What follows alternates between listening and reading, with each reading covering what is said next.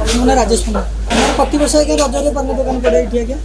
ଆମ ଘର ମାକନ ସେ ବୁଢ଼ିଆ ତୋଟାରେ ଏମିତି ପ୍ରତିବର୍ଷ ରଜ ପାଳନ ହୁଏ। ଆଜିକି 11ତମ ରଜ ମହୋତ୍ସବ ଏଇଟା ମିଶେଇକି ହେଇଗଲା। ଆଉ ଆମେ ଏଠି ଦୋକାନ କରି ବହୁତ ଉତ୍ସାହିତ ଅଛୁ। ପ୍ରତିବର୍ଷ ବି ଆମେ ଏଇଠି ଦୋକାନ କରୁ ପାନ ଦୋକାନ। ଆମର ପାନ ରେଟ୍ 20 ଟଙ୍କାଠୁ ଆରମ୍ଭ କରି 10 ଟଙ୍କା ପର୍ଯ୍ୟନ୍ତ ବି ଅଛି। 10 ଟଙ୍କା 20 ଟଙ୍କା ପିଲାମାନେ ଉତ୍ସାହିତ ଆସିକି ନିଅନ୍ତି ଆଜ୍ଞା ଇଏ କରନ୍ତି। ତାପରେ ଆମର ଯିଏ ଅର୍ଗାନାଇଜର ଅଛନ୍ତି ଯିଏ ବିଜୟ ଦା ସିଏ ଆମର ବହୁତ ଭଲ ଇଏ କରନ୍ତି। ଆମମାନଙ୍କୁ ବହୁତ ଉତ୍ସାହିତ କରନ୍ତି। ଆମମାନଙ୍କୁ ଦୋକାନ ଫୋକାନ ପାଇଁ ସହଯୋଗ କରନ୍ତି। ଆମେ ବି ଏଠି ଆମେ ଭଲ୍ୟୁଣ୍ଟର ଅଛୁ ଆଜ୍ଞା। ପାନ ଆଜ୍ଞା ବହୁତ ପ୍ରକାର ତ ସମସ୍ତେ ବ୍ୟବହାର କରନ୍ତି। ଆମର ଅନୁଯାୟୀ ଏଠି ଆମର ଛୋଟ ପିଲାମାନେ ଖାଆନ୍ତି, ବଡ଼ ଲୋକ ବି ଆସିକି ଖାଆନ୍ତି। সেই ଅନୁସାରେ ଆମର ଛୋଟ ବଡ଼ ମିଶେଇକିରି ଆମର ମିଠା ପାନ ବେପାର ହୁଏ ଆଜ୍ଞା। ଆମର କଡ଼ା ବ୍ୟବହାର ହେଇପାରିବନି ଆଜ୍ଞା। କେତେ ଖୁସି ଅଛନ୍ତି ଦୋକାନ ଦେଇକି? ବହୁତ ଖୁସି ଆଜ୍ଞା। ଆମେ 11ତମ ଆସିକି 11 ବର୍ଷ ହେଲାଣି ଏଠି ଦୋକାନ କଲୁଣି। କେମିତି କ'ଣ ଗହଳି କେମିତି ହୁଏ? ଗହଳି ବହୁତ ଆଜ୍ଞା ଗହଳି ହୁଏ। ତ ଆଜିର ରଜ ମହୋତ୍ସବ ସମାଜ କ'ଣ ମେସେଜ ଦେବେ? ସମାଜକୁ ମେସେଜ ଦେବୁ ଆଜ୍ଞା, ଆସନ୍ତୁ ଭଲସେ ଭରପୁର ରଜ ଏନ୍ଜୟ କରନ୍ତୁ। ବୁଢ଼ୀମା ତୋଟାରେ ଏଇଭଳିଆ ଗୋଟେ ପାରମ୍ପରିକ ସଂସ୍କୃତି ଗୋଟେ ବଜାଇ ରଖନ୍ତୁ।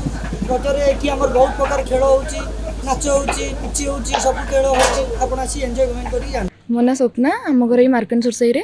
ଏଇଟା ହେଉଛି ବୁଢ଼ୀମା ତୋଟା ମାର୍କେଟ ସୋସାଇ ରିଲେଟେଡ୍ ସେ ଏରିଆରେ। ଏଇଠି ଆମର ସବୁ ବର୍ଷ ରଜ ସେଲିବ୍ରେଟ୍ କରାଯାଏ। ତ ଆମେ ବି ଆଜି ଆସିଛୁ, ଯେହେତୁ ଆଜି ପହିଲି ରଜ ଏଇଠି ସେଲିବ୍ରେଟ୍ କରାଯାଉଛି। ଆମେ ଦୋଳି ବି ଖେଳୁଛୁ। ଆଚ୍ଛା, ଆଉ କ'ଣ ସବୁ ଏଠି ଏଠି ସନ୍ଧ୍ୟାବେଳେ ସାଂସ୍କୃତିକ କାର୍ଯ୍ୟକ୍ରମ ବି କରାଯାଏ। ପିଲାମାନେ ଡ୍ୟାନ୍ସ କରନ୍ତି, ବହୁତ ପ୍ରକାର କମ୍ପିଟିସନ୍ କରାଯାଏ, ମ୍ୟୁଜିକ୍ ଚେୟାର ବି ହୁଏ।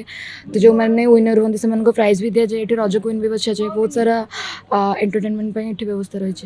ହଁ, ସନ୍ଧ୍ୟାବେଳେ ଡ୍ୟାନ୍ସ ହେରିକା କରାଯାଏ। ଆମର ଓଡ଼ିଆ ସେଲିବ୍ରିଟି ମାନେ ଆସନ୍ତି, ଯେମିତିକି ଏଥରକ ପପୁ ପମ୍ପମ୍ ସାର୍ ଆଉ ଅସୀମା ପଣ୍ଡା ମ୍ୟାମ୍ ଆସିବାର ଅଛନ୍ତି। ତ ଏଇଭଳି ଭାବେ ସନ୍ଧ୍ୟାବେଳେ ବହୁତ ଗହଳି ହୁଏ ଏଠି। ଏଇଭଳି ଭାବେ ବହୁତ ସାରା ସେଲିବ୍ରେଟ୍ କରାଯାଏ। ବହୁତ ସୁନ୍ଦର। ଏଇ ଜାଗାକୁ ମୁଁ ଆଜି ପ୍ରଥମ ଥର ପାଇଁ ଆସିନଥିଲି। ମୋ ଭାଇ ଆସିଥିଲେ, ମୋତେ କହିଲା ଚାଲ ସେଠିକି ଯିବା ବୁଢ଼ୀମା ତୋଟା। ମୁଁ କହିଲି ଆରେ ସେଠି କ'ଣ ଅଛି? ମୁଁ ତା ସହିତ ଆସିଲି। ଏତେ ସୁନ୍ଦର ଭାବରେ ଏଇ ଜାଗାଟା ସଜା ହେଇଛି। ଝିଅମାନଙ୍କ ପାଇଁ ଏତେ ସୁନ୍ଦର ଭାବରେ ଆୟୋଜନ କରିଛନ୍ତି। ଆଉ ବହୁତ ଖୁସି ଲାଗୁଛି ଏ ଜାଗାରେ ଆସିକି। ଆଜିର ଏଇ ରଜର ପହିଲି ରଜରେ ମୋର ସମସ୍ତଙ୍କୁ ରଜର ହାର୍ଦ୍ଦିକ ଶୁଭେଚ୍ଛା, ଅଭିନନ୍ଦନ। Happy Raja to all of you. ଆଜି ପହିଲି ରଜକୁ ଏନ୍ଜୟ କରନ୍ତୁ। ମୁଁ ତ ଭାବିଛି ବୁଢ଼ୀମା ତୋଟା ଏଇଠି ହିଁ ମୁଁ ବୁଢ଼ୀମାରେ 3 ଦିନ ଯାକ ରଜ ସେଲିବ୍ରେଟ୍ କରିବି।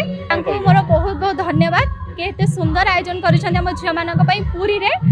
ପୁରୀ ଝିଅମାନେ ଏଠି ବହୁତ ସାରା ଏନ୍ଜୟ କରୁଛନ୍ତି। ଢେର ସାରା ଏତେ ସୁନ୍ଦର ଦୋଳି ପଡ଼ିଛି, ଆୟୋଜନ ହେଇଛି, ସାଂସ୍କୃତିକ କାର୍ଯ୍ୟକ୍ରମ ମଧ୍ୟ ରାତିରେ ରହିଛି, ଏଠି ରାତିରେ ହେଉଛି। ବହୁତ ସୁନ୍ଦର କରିଛନ୍ତି। ଆପଣଙ୍କୁ ତାଙ୍କୁ ବହୁତ ବହୁତ ଧନ୍ୟବାଦ ଏତେ ସୁନ୍ଦର ଆୟୋଜନଟି ଆମ ପାଇଁ କରିଥିବାରୁ।